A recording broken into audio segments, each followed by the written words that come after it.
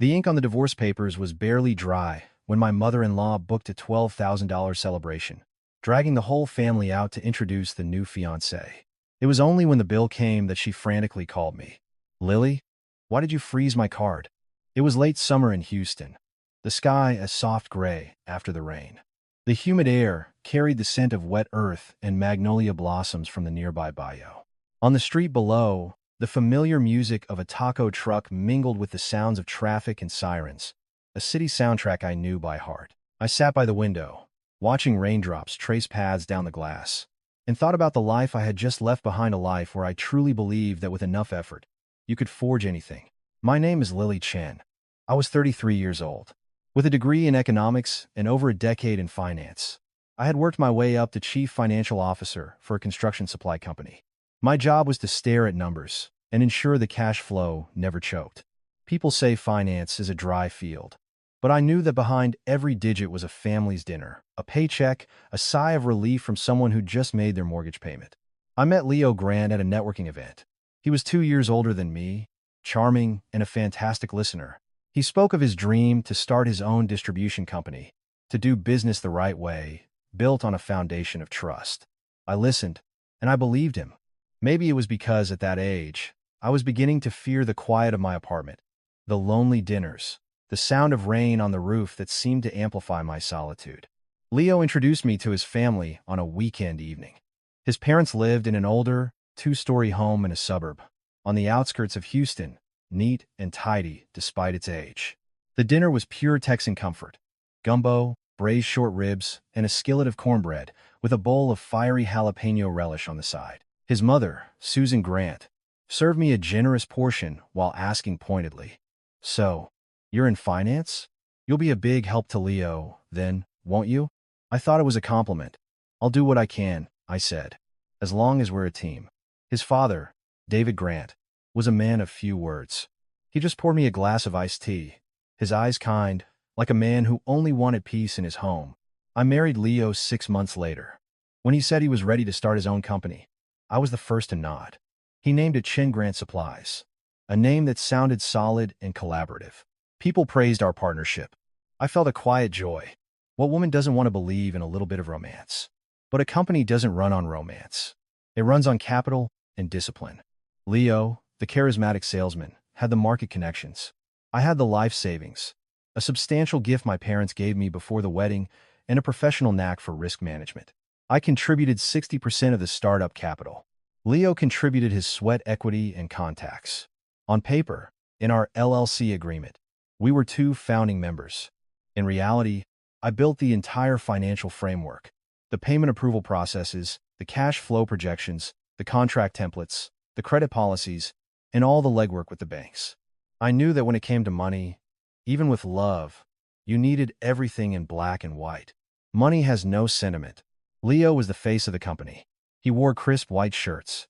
His smile was perfectly measured, his handshake firm. Every word he spoke seemed to put clients at ease. I would watch him head off to meetings while I stayed behind in our cramped, rented office, an office that, despite its size, was filled with hope. Those first days were exhausting but happy. I stayed up late crunching numbers and preparing reports.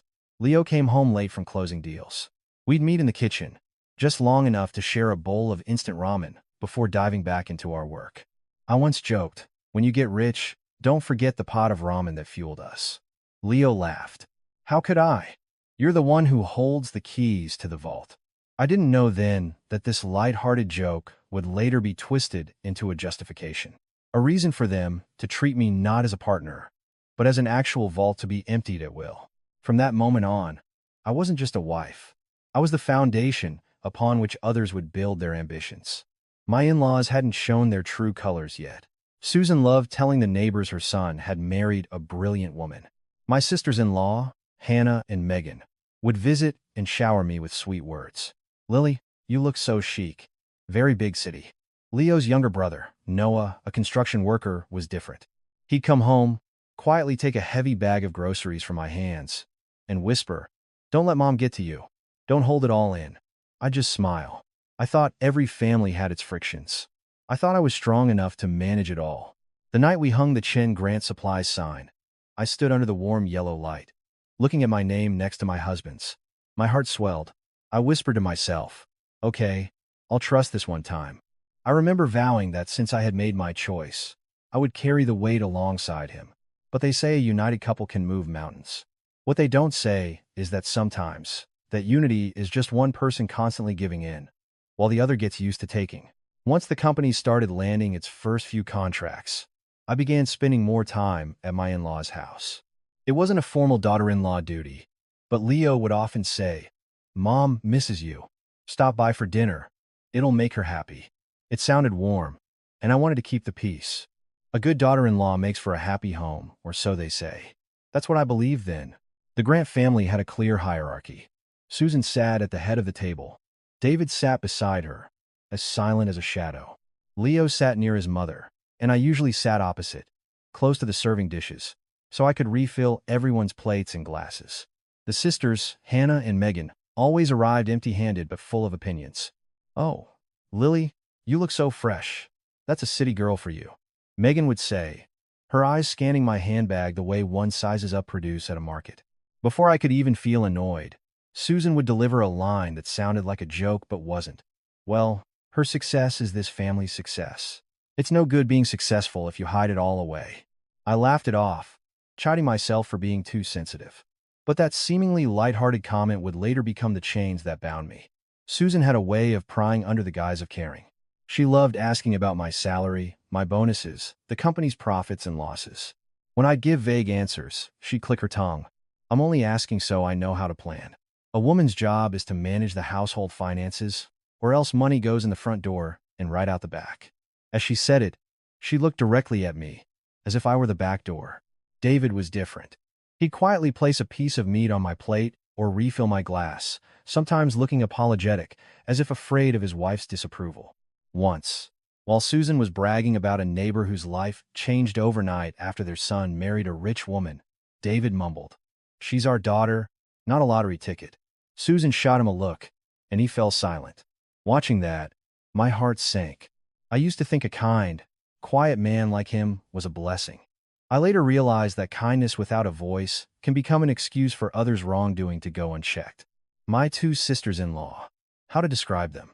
They weren't poor, but they were perpetually in need of something new to show off. Hannah was always complaining that her husband's construction job meant their income was unstable. Megan would talk endlessly about how expensive private school was for her daughter. After the complaints came, the look directed at me.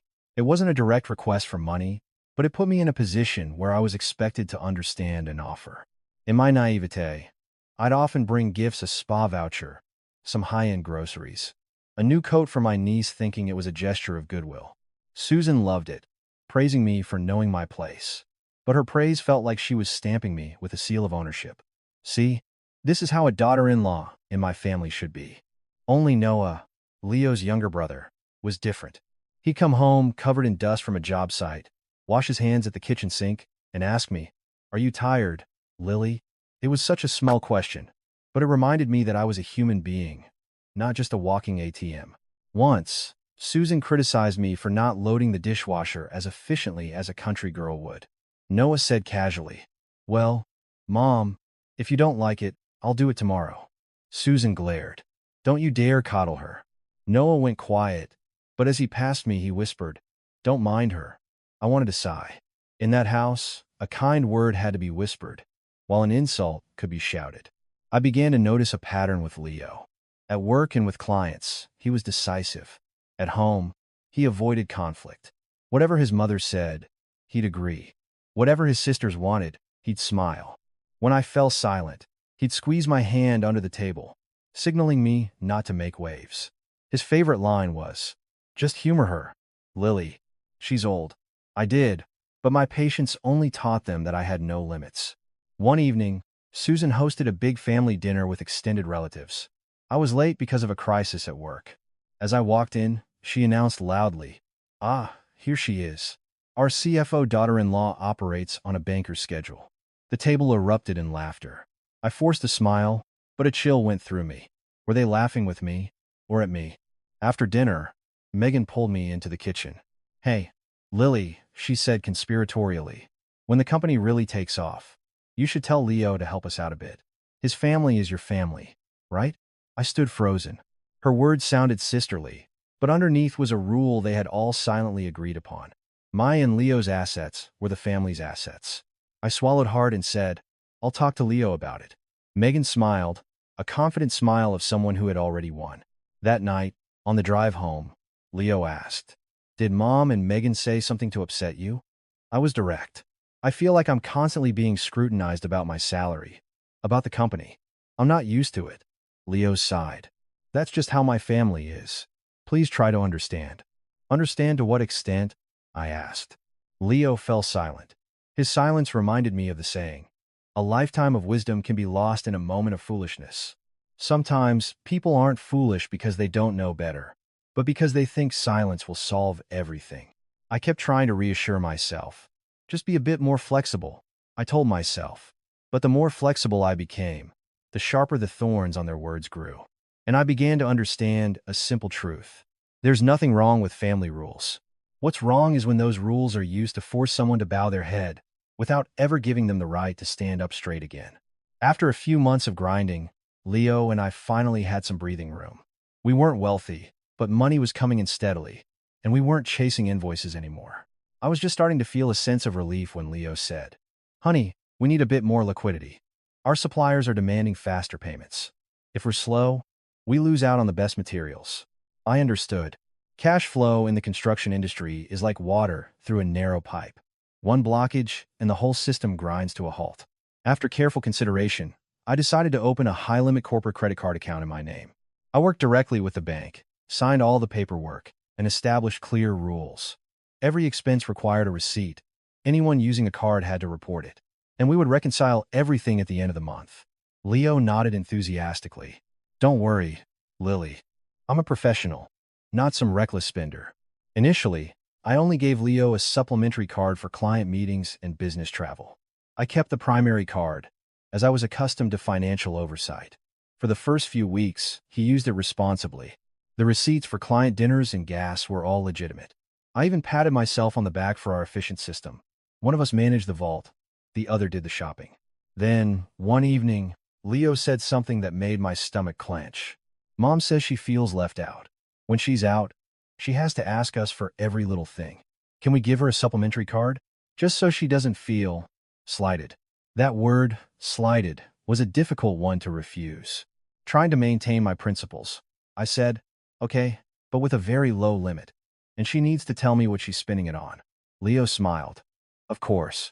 How much could she possibly spend? A week later, Susan called me, her voice unusually sweet. Lily, dear, are you busy? I'm at the jeweler's getting an old bracelet repaired, and I'm just a little short. Could you transfer me some money? Hearing a little short, I didn't press for details. Just use the card, Mom, I said. She laughed. My daughter-in-law is so understanding. Soon after, Hannah and Megan started borrowing as well. They wouldn't ask for a card directly. They'd text me things like, Hey Lily, I'm at the salon and I'm short on cash, or my daughter's sick and I need to pay the hospital deposit. My husband gets paid tomorrow. Each time, Leo would look at me with pleading eyes. I felt trapped between my rules and what they called family harmony. I caved, not because I was a fool, but because I dreaded being labeled stingy. In my husband's family, reputation was more valuable than truth. And so, the third and fourth supplementary cards were issued.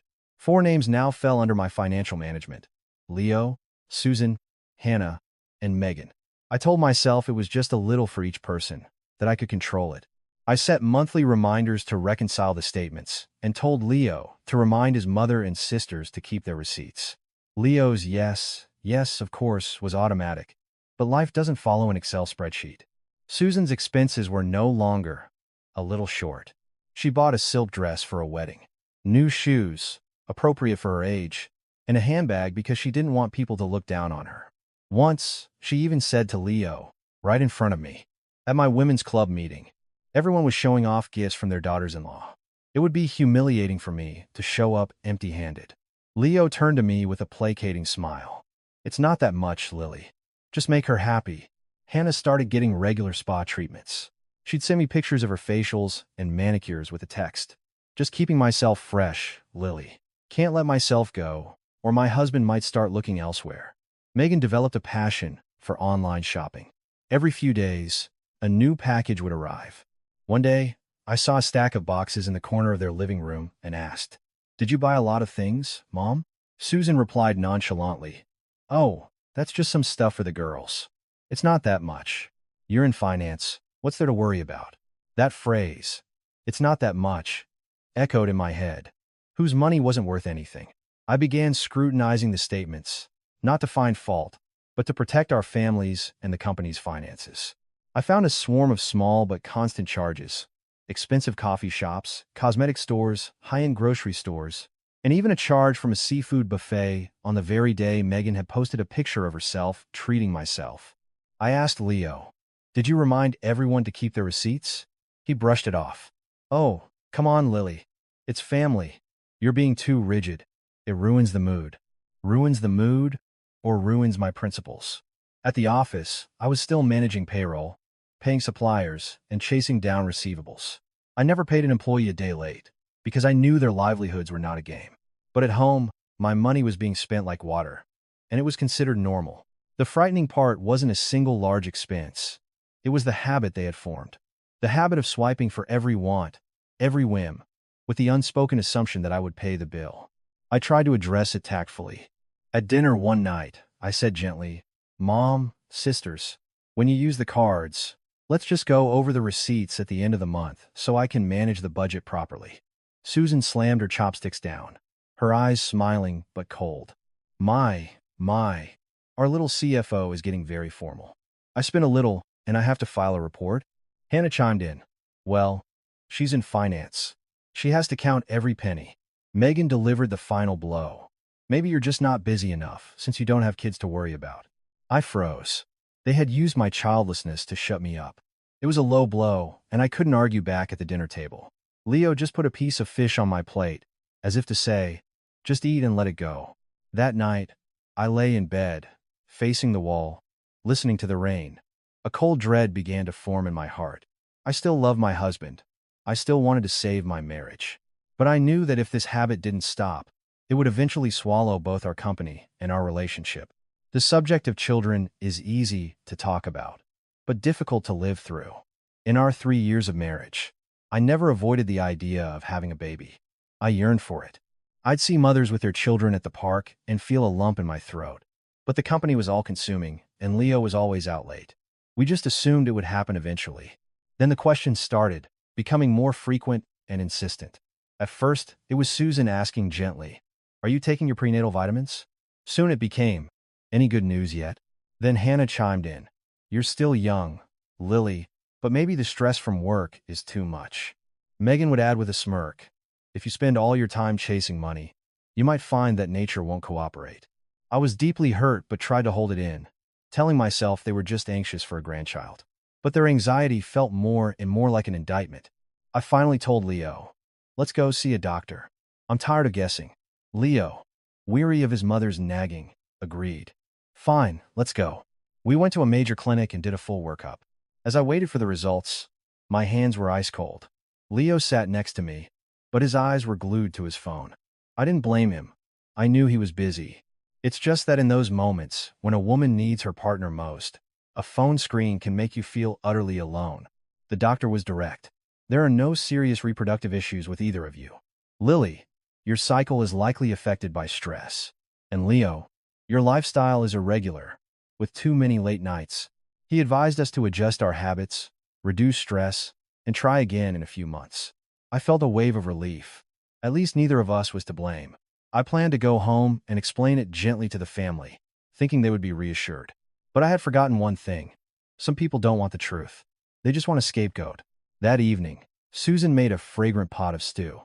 As she served it, she asked, "So, what did the doctor say?" I answered honestly. "He said we're both just stressed and need to adjust our lifestyle. There's nothing seriously wrong." I said it to put them at ease, but it only gave them an opening. Susan put the ladle down and looked me up and down, her voice slow and condescending. "If you're not sick, then why can't you conceive? Or is it that you don't know how to take care of yourself? Working like a man, staying up all night, drinking cold things? You've ruined your body." I was stunned. I couldn't believe a mother could say that to her daughter-in-law at the dinner table. Before I could respond, Megan sneered, "Mom's right. A woman needs to treasure her body. If you just chase after money, you'll find that when you need your body to work, it won't." Hannah added, "Listen, Lily, I'm being honest. If you can't have children, you need to know your place. This family can't be without an heir." That phrase, "know your place," hit me like a physical blow. I looked at Leo, waiting for him to say something. Anything. "Mom, sisters, don't talk like that." But he just lowered his head, put a piece of meat on my plate, and mumbled, "Eat up." I didn't want the meat. I wanted a husband to stand up for me. David, his face flushed with anger, opened his mouth as if to speak, then closed it. He let out a long sigh, stood up, and walked outside. The sound of his chair scraping against the floor felt as heavy as a swallowed sob. Noah arrived just then. He had barely put down his hard hat when he heard Susan's next line, a line I would never forget. "A woman who can't bear children better be good at making money to compensate. We didn't bring her into this family to be a decoration." Noah stopped in his tracks and looked at his mother. "Mom, that's not fair to Lily. Having kids is a matter of fate." Susan snapped, "What do you know? Stay out of adult business." Noah didn't argue further. He glanced at me for a second, his eyes an apology for his entire family, then quietly went to wash his hands, skipping dinner. His silence was more comforting than Leo's. At least, Noah was silent out of frustration. Leo was silent out of fear. That night, I sat in front of the mirror for a long time. I was still me, just with darker circles under my eyes and heavier shoulders. What had I done wrong? I had worked hard, built a company, taken care of the home, and respected my in-laws. Yet, because I hadn't had a child, I was being treated like a barren tree, a person who had to pay reparations with money. From that day on, whenever I heard Susan call my name, my heart would jump. I still tried to keep the peace, but something inside me had changed. I no longer saw their words as thoughtless slips of the tongue. I understood that they were deliberately putting me in a position that was less than human. And when a woman is pushed down like that, she either breaks or she learns how to stand up straight, even if she has to stand alone. After that dinner, the family's attacks became more subtle but no less painful. Susan started treating my financial contributions as an obvious duty. One day, she called me at the office. "Lily, it's the anniversary of Grandpa's passing next week. I'm inviting about 20 relatives. I need..." In my office, surrounded by spreadsheets, my head spun. "Okay, Mom, are you planning to cook or cater?" I asked. She scoffed. "Catering is so expensive. A capable daughter-in-law should know how to manage. If a woman can't even handle a family feast, what good is she?" That question, "what good is she?" was a clear judgment on my worth. I did it. I went to the wholesale market, ordered some dishes to save time, and even hired help. It wasn't the work I minded. It was the feeling of being treated like a servant. On the day of the memorial, Susan, dressed in a fine silk blouse and a pearl necklace, proudly told her relatives, "My daughter-in-law, Lily, she arranged everything. She's very capable." The other women looked me over and nodded. "You're lucky to have a daughter-in-law like this." Lucky for whom? I wondered. Later, as I was clearing the tables, Megan whispered, "You did a great job today, Lily. When Mom's happy, she'll be good to you. And you need her on your side to have an easy life here." Her words confirmed my fear. To be accepted in this family, I had to buy my peace with money and labor, not earn it with love and respect. The company entered a stressful period.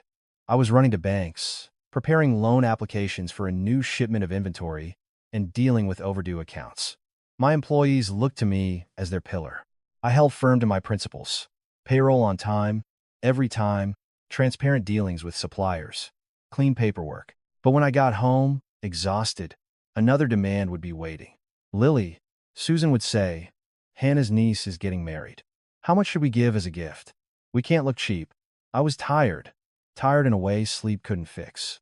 It was the exhaustion of constantly being on guard, of propping up the company, the family's image, and my own crumbling spirit. One night, after another tense conversation with Leo, where he repeated his usual refrain, "Just be patient. That's just how my family is," I went to bed feeling utterly defeated. For the first time, I asked myself the question I had been too afraid to voice. If this continues, when will I ever get to be a wife instead of a hired provider? I didn't fight with Leo anymore.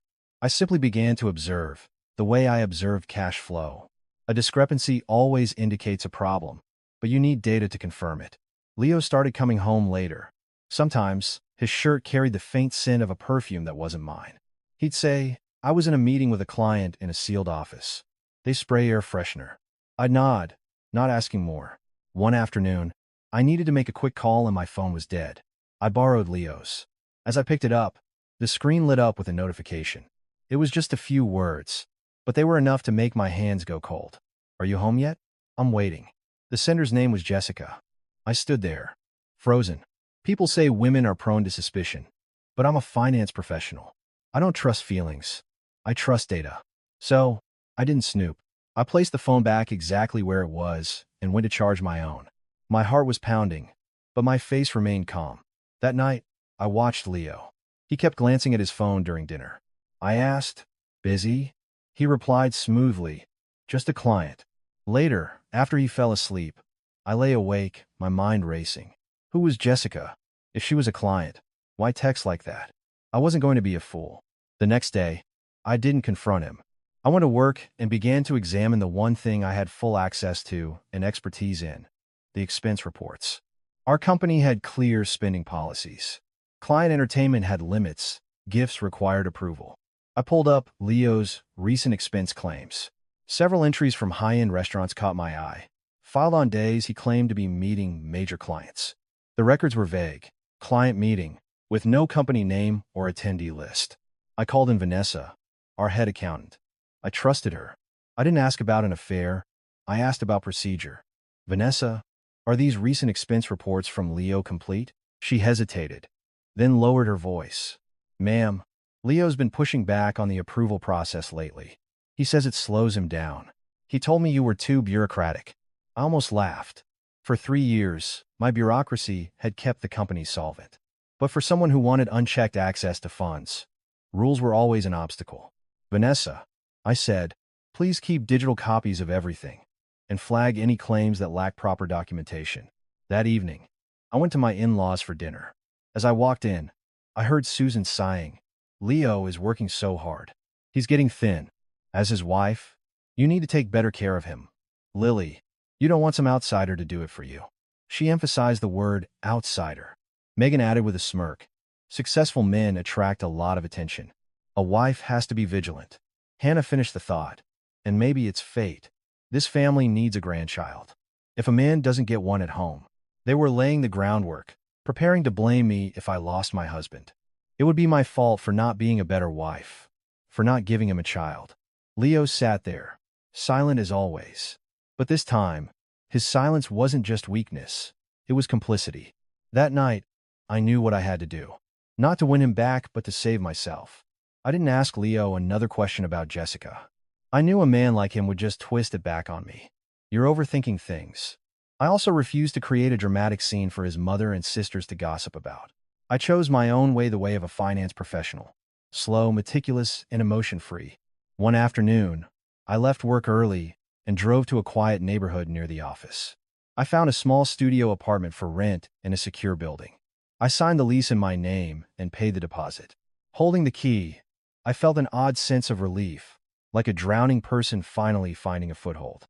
I began moving a few things over: some clothes, a spare laptop, toiletries, telling Leo I needed a place to crash for late-night projects. He just grunted an "okay," his indifference confirming that his heart had long since moved elsewhere. Next, I began backing up my life.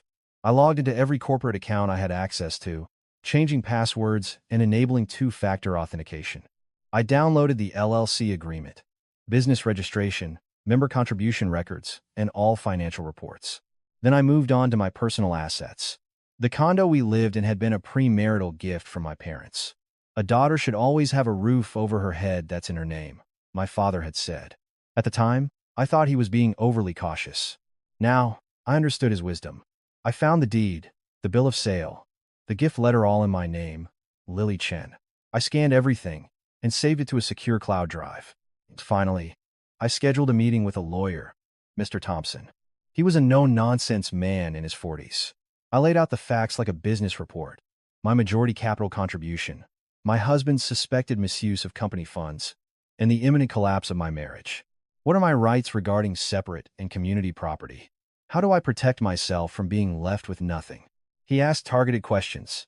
Do you have documents proving your capital contribution? Is the source of those funds premarital? Whose name is on the deed to your home? He didn't ask about my feelings. He asked about the facts that would determine the outcome. When he saw the scanned deed and gift letter, he nodded. This condo is your separate property, period. But be careful. In a conflict, people play on emotions. Don't sign anything without a review. When I asked about Leo embezzling company funds, he was clear. That's not a marital dispute anymore. If you have proof of him using corporate funds for personal use, that carries legal consequences. But you need a clear paper trail. He looked at me. You're on the right track. Leaving his office, I knew I had crossed a line from a wife trying to save her marriage to a woman preparing to save herself. The confrontation came on a stormy Tuesday night. Leo came home late, went straight to the shower with his phone, a now familiar habit. When he came out, his phone buzzed repeatedly. As he sat down, a faint smile crossed his lips while he texted. I sat across from him and asked calmly, "Who is Jessica?" He froze for a second, then recovered. "You read my messages?" "I didn't have to," I said. He sighed. The sigh of a man caught, not a man remorseful. "It's not what you think." "Don't say that," I interrupted. "Just tell me who she is." "An acquaintance," he finally said. I laughed, a dry, humorless sound. "An acquaintance who texts, 'I'm waiting at night'? For whom you take your phone into the bathroom and change your computer password?" My voice was steady. "Is she connected to the company's money?" That question hit a nerve. "Why are you dragging the company into this?" He snapped. "Because I'm seeing irregular expenses," I said, looking him in the eye. "High-end restaurants, luxury gifts, things that have no business purpose." He shot up from his chair. "You're spying on me?" "I am auditing the finances of a company I have a 60% stake in." I replied slowly. "That's not spying. That's my responsibility." He fell silent. Finally, he admitted it, but in a way that still tried to cast himself as the victim. "Okay, fine. I've been seeing Jessica. But I'm so tired, Lily. With you. It's always work, numbers, procedures, rules." I couldn't breathe. I wanted to scream. "Who asked you to breathe using my lungs?" But I swallowed it down.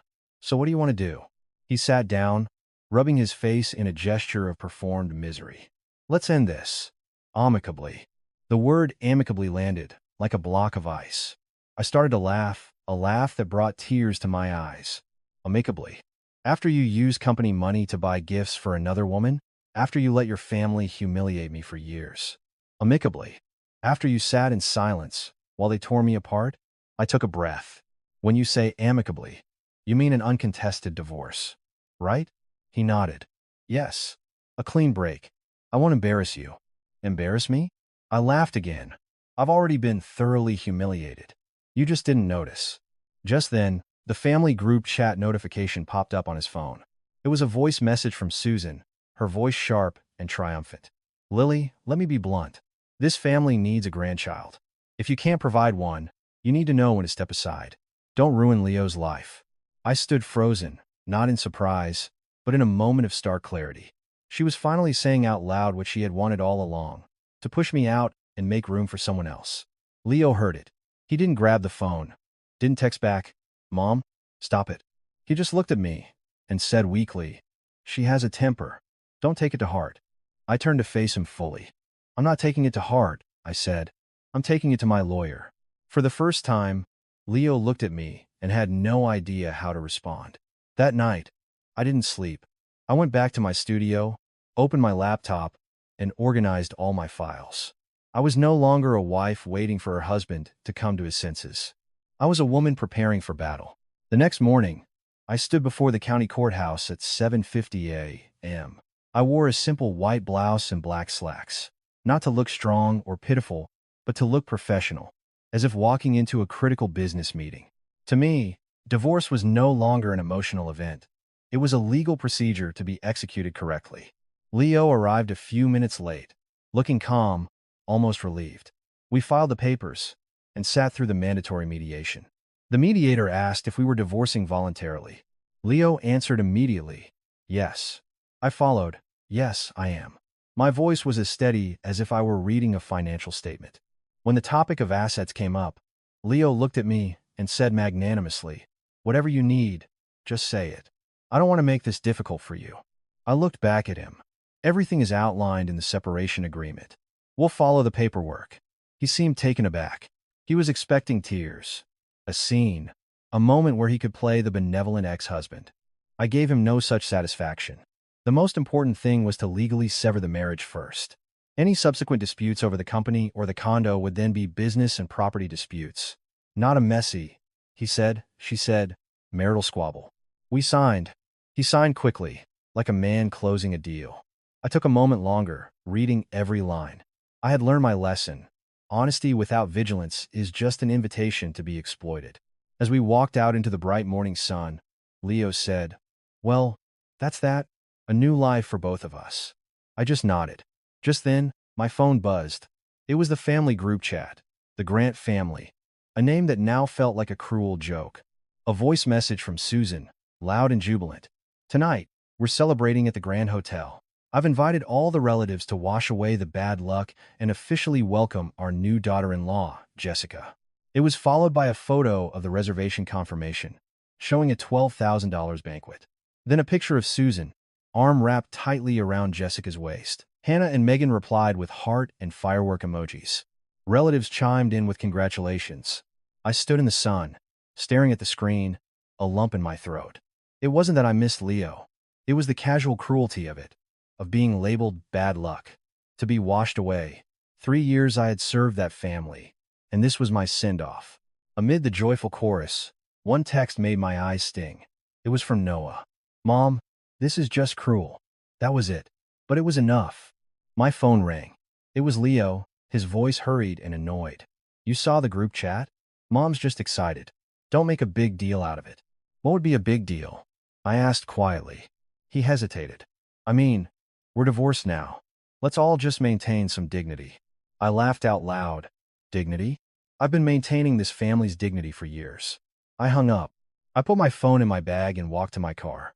In the rearview mirror, I saw my own face. It was still me, but my eyes were no longer waiting for anyone. I drove straight back to my studio. I sat at my small desk and pulled out my laptop. I opened my banking app. On the screen, my primary credit card was listed, and beneath it, the 4 supplementary cards, their names clearly displayed. Susan Grant, Leo Grant, Hannah Grant, Megan Grant. My back was straight. My hand didn't shake. I was as calm as I was when flagging a fraudulent expense report.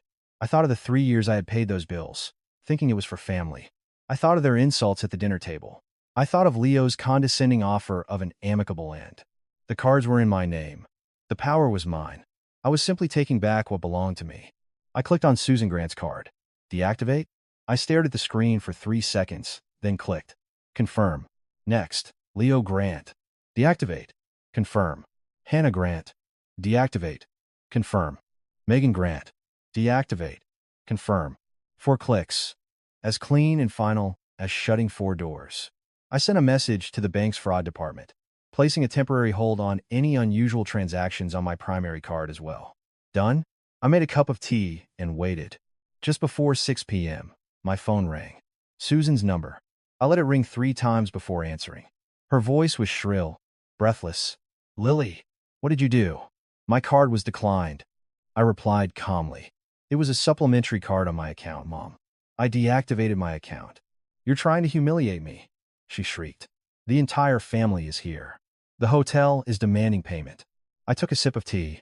"The party is to introduce your new daughter-in-law. It has nothing to do with me." She sputtered, then started to sob. "You're a monster. You're destroying this family. I'm just not paying for it anymore," I said, and hung up. A minute later, Leo called, his voice tight with panic. "Lily, turn the cards back on. Everyone is staring. This is a nightmare." "Whose nightmare is it?" I asked. "I'll pay you back tomorrow. Just turn them on for tonight," he pleaded. I laughed softly. "If you can pay me tomorrow, you can figure it out tonight. You're welcoming your new fiancé, not me. Don't take it this far." He snarled.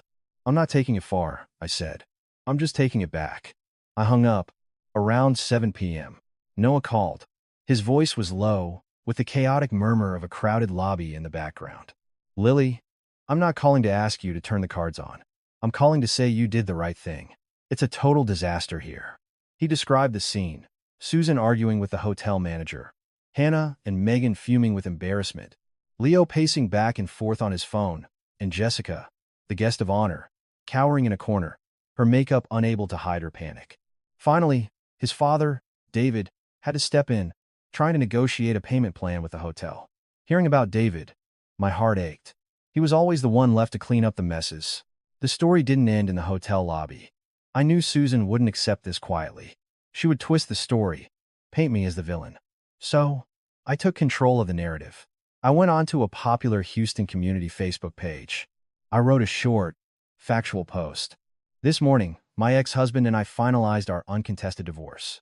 This evening, his family hosted a celebration at the Grand Hotel to wash away the bad luck and introduce his new fiancée. The payment for this event was attempted using supplementary credit cards linked to my personal account. As I am no longer part of the family, I have deactivated these cards.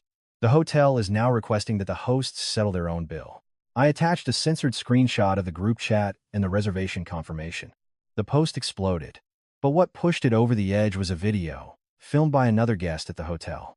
It showed Susan screaming at the staff before dramatically collapsing to the floor, clutching her chest and wailing that I had given her a heart attack. The video went viral. The comments were overwhelmingly on my side. You want to live large, you pay large. The calls from the family started again, this time laced with fury over their public humiliation. I told them all the same thing. My money is no longer your business. The next day, I didn't celebrate. I went to my lawyer's office. I want to do this by the book, I said. We drafted a formal notice to vacate for the condo, which was my separate, premarital property. I hired a process server to deliver it. When Susan opened the door and saw me, she shrieked, "Are you throwing us out on the street?" "I am giving you the legally required 30 days notice to find a new residence," I replied calmly, as the server handed her the papers. I then listed the condo for sale. The sign went up 2 days later. That pushed them over the edge, but every threat they made, every manipulative call, was met with a simple, unwavering response from me. "Please direct all communication to my lawyer." The fight then moved to the company. Vanessa, the accountant, called me in a panic. She had been fired. Leo had brought Jessica in and introduced her as the new financial manager. When Vanessa refused to sign off on a series of suspicious payments, Leo fired her on the spot. But before she left, she had made copies of everything. She handed me a file. It contained bank statements showing regular, large transfers to Jessica's personal account, a receipt for a new car purchase for Jessica with the company debit card, and folios from luxury resorts, all disguised as business expenses. Armed with irrefutable proof of embezzlement, I had my lawyers send a formal demand to Leo, in his capacity as managing partner, to account for every single flag transaction. I also notified the bank of an internal dispute involving potential fraud, which triggered an immediate review of the company's credit lines. The dominoes fell fast. My brother, a respected figure in the Houston business community, made one quiet phone call to the CEO of Chen Grant's biggest client, simply advising him of a shareholder dispute and potential financial instability. The client immediately paused all new orders. The bank froze the company's line of credit. Suppliers switched to cash on delivery. The company, starved of its cash flow, began to suffocate. Desperate, Jessica tried one last, foolish gambit. She created a fake social media profile and posted the blurry photo of me with my real estate agent, claiming I'd been having an affair all along. Then she messaged me, $60,000, and I'll delete everything and disappear. "You don't want your parents to see this, do you?" I didn't reply. I sent the screenshots to my lawyer, who forwarded them to the police. It was no longer a messy divorce. It was extortion. The final act was not dramatic. It was procedural. Faced with a police investigation for extortion and a company in ruins, Jessica and Leo turned on each other. The family, seeing the money spigot was now rusted shut, blamed Jessica for everything, calling her bad luck. Noah, disgusted, moved out to take a long-term job in another state. The legal proceedings regarding the company were swift. The evidence was undeniable. The court ordered the dissolution of the LLC. After paying off debts and employees, the remaining assets were divided. I didn't walk away a millionaire, but I walked away with what was mine, and with my dignity intact. My father-in-law, David, was the one I felt for. I saw him once in the courthouse hallway. He looked 10 years older, His shoulders slumped in defeat. He opened his mouth to speak, but no words came out. He just gave a slight, sorrowful nod. That was his apology for all the years of silence. I started my own small financial consulting firm. I named it Chin Consulting. Vanessa came to work with me. We helped small businesses, did honest work, and I slept peacefully at night. About 6 months later, I was stopped at a red light on a drizzly afternoon. I saw an older woman standing on the corner, looking frail and worn. She was selling fundraiser chocolate bars from a cardboard box. It was Susan. She no longer wore silk blouses or pearls. Our eyes met. For a split second, I saw shock, then deep, burning shame. She quickly looked away. I didn't get out of the car. I didn't feel pity, and I didn't feel triumph. I just watched the traffic light turn green as a single tear rolled down my cheek. It was a tear of closure. The public face she had valued more than anything was the very thing she had lost in the most painful way possible. The lesson I carry with me is simple. In life and in family, patience is a virtue, but patience without boundaries is self-destruction. And when your kindness is treated not as a gift but as an obligation, you must find the strength to say no, if only to save yourself.